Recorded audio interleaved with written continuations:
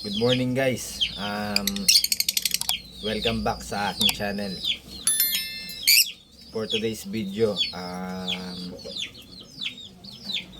pag-usapan natin kung paano mag-gender ng mga alaga nating African lovebirds. May nag PM sa atin, no, si Sir Paul Edward. Nahihirapan daw siyang i-gender yung mga alaga niyang African lovebirds, kaya eto, gumawa tayo ng video kung paano mag-gender ng mga alaga nating African lovebirds. Pag-usapan natin yan after ng intro.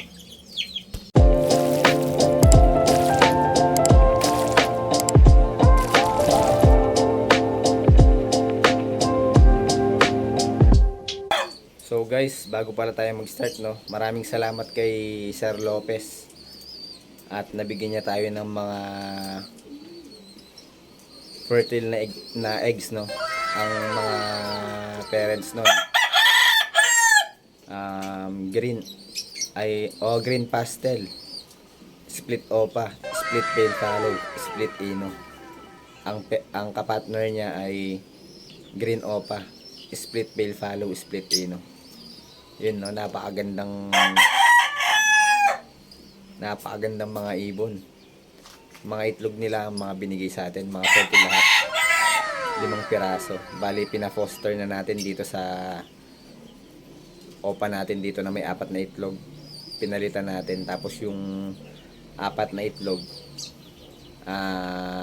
tinry kong i-incubate, baka mabuhay pa, no, yung 2 fertile kasi dun eh.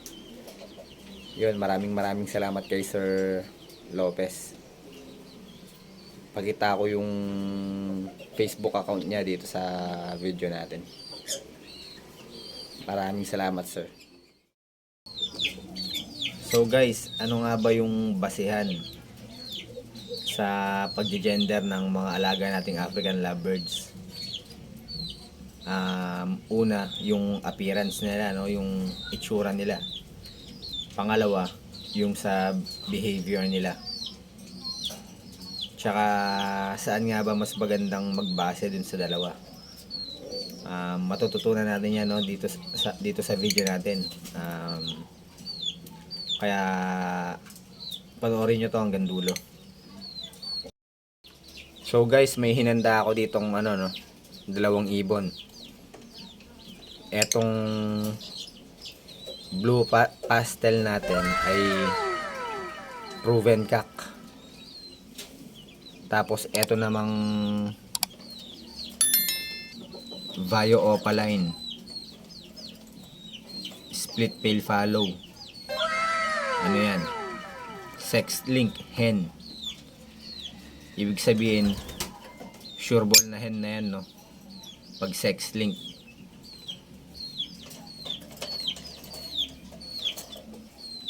So, sa appearance, ano nga ba yung pinagbabasihan para mag-gender tayo ng mga African lovebirds natin? Unang-una sa pelvic, no?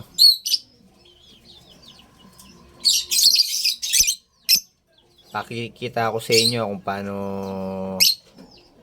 kapain yung pelvic ng mga alaga nating African lovebirds. So guys, ayun, no. Una, magbase tayo sa pelvic nila, no. May inihanda ako ditong mga wire. Ito, alambre, no. Ito, binasi ko sa sukat ng pelvic ng mga African lovebirds natin to. Bali, kakapain nyo yung bandang puwitan nila, no. Tapos makikita nyo ang kapain nyo dito sa darili nyo, no. Yan. Pag nakita nyo ganyan, masikip, ganyan kasikip at matigas, yun, malamang kak yun, no. Yung iba dun bumabase sa pelvic. Yan, pag ganyan kasikip, ibig sabihin possible kak na yan. Pag ganito naman kaluwang, eto guys, Yan, halos pasok yung darili mo. Tapos medyo malambot siya. Malamang na malamang possible hen na yun. Kapag nagkapa kayo ng pelvic, dapat 4 months pataas na yung mga ibon, no, para makasigurado kayo, kasi pag 3 months pababa, nagde-develop pa yung mga niyan, bones niyan. Kaya mas maganda 4 months pataas na kayong magkapa ng pelvic. Kung matured na yung mga ibon nyo, mas maganda. So guys, pangalawang basehan natin yung sa tuka nila, pagkita ko sa inyo.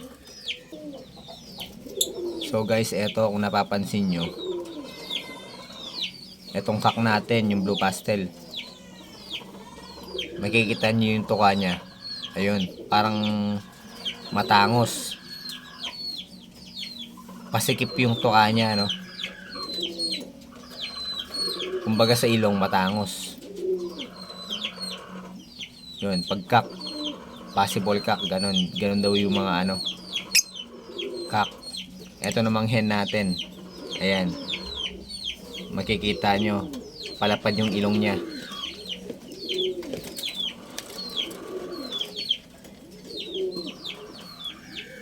Malapad siya, pabuka ang tuka nya, yung beak nya. Yun yung pangalawang basehan natin sa tuka. So pangatlong basehan natin, yung pangangatawan nila. Bata pa kasi tong hen natin, no, kaya medyo maliit pa siya. Pero ang sa katawan nila, mas malaki ang hen kaysa sa kak. Ang kak, maliit lang sila, no, kumpara sa mga hen na malalaki ang katawan. Pero hindi pa rin sure yun, no, kasi may mga kak na malaki rin at may mga hen na maliit din talaga. Yun, dun tayo sa pangatlo, no, sa pangangatawan nila.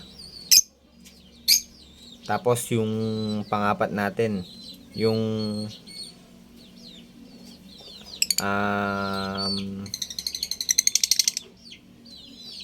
yung pagtungtong nila sa perch, mapapansin nyo, pagka dikit ang paan yan, dikit.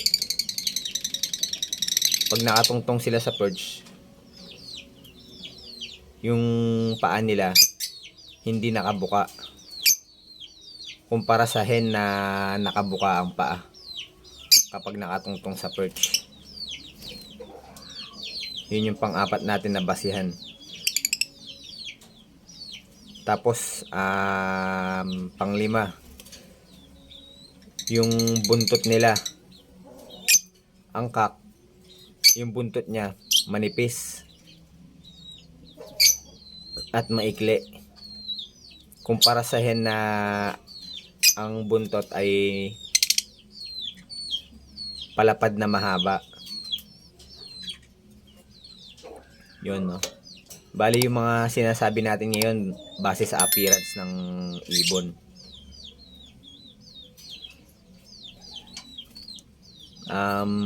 May dagdag pa ako. Kung sa mga nakikita nyo dyan, sa mga maraming ibon na dyan na veterano, eto, alam nila to.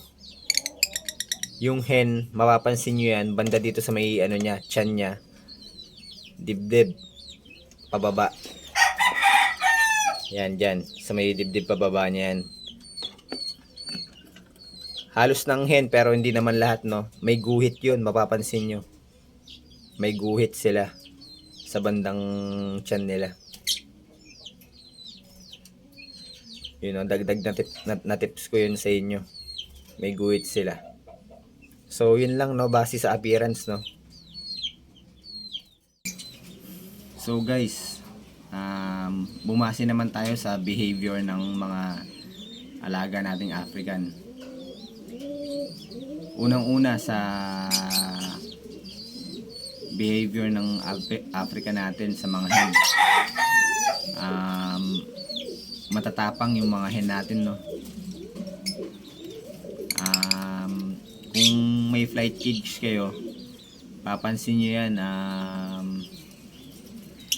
hinahabol nila yung mga cock, no. Binubugbog nila. Ganyan katapang yung mga hen natin. Kaya kung nagpe-pair kayo, dapat bantayan nyo yung hen nyo kasi possible na patay ng hen yung cock sa sobrang tapang nila. Tapos ito based lang sa experience ko, no. Mapapansin mo pag magpapakain ka sa umaga, yung cock ang unang lumalapit sa'yo. Hindi sila mailap. Kumpara sa hen na mailap yung mga hen. Base sa experience ko, mailap talaga yung mga hen.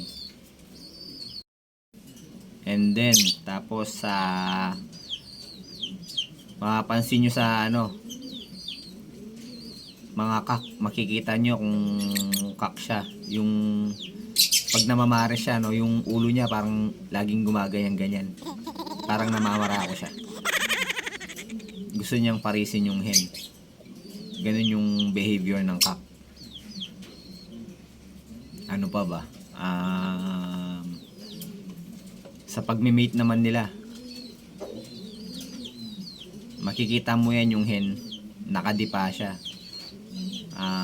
Umuupo siya pag gusto niya makipag-mate.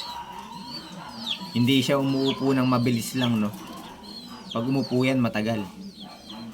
Talagang gusto niyang pumatong yung sa kanya. Mapapansin nyo naman kung may pair kayo na parehong cock, uupo yan sandali lang. Tapos gusto niyang pumatong na rin. Ganon din yung sa kapair niya. Kung cock din yung kapair niya, tuturuan niya lang yan umupo. Yung kapair niya na makikita nyo, uupo lang yan ng sandali. Didipa lang siya ng sandali. Tapos hindi niya na itutuloy. Gusto niya na rin pumatong dun sa kabila. Yun yung basehan natin para malaman natin kung same cock yung parisan natin. Sa parisan naman na same hen, yan, parehong gustong dumipa ng matagal. Hindi yan pumapatong. Yan, base lamang po yan sa experience ko, no.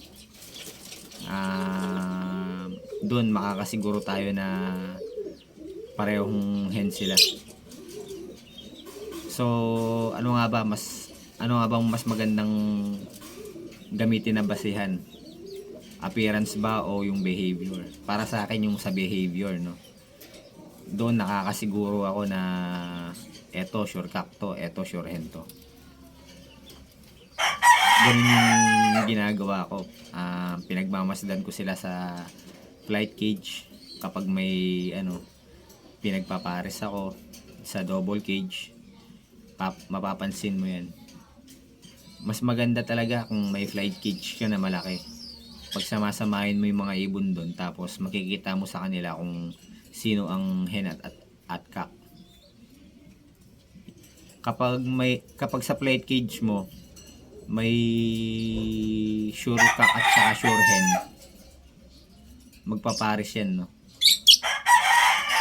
Madalang mag-band ang same gender kung may kasama silang ibang gender sa cage nila. Pero guys, no, kung gusto niya talagang makasigurado sa gender ng mga alaga nating African lovebirds, magpa-DNA tayo. Yun. 100% yun ang DNA. Marami naman ang DNA dito sa sa Angeles. Meron din si Sir Bench Season.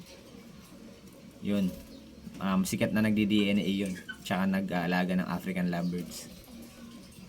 So guys, no, sana nakatulong yung video na to para sa inyo. Hanggang dito na lang yung video natin.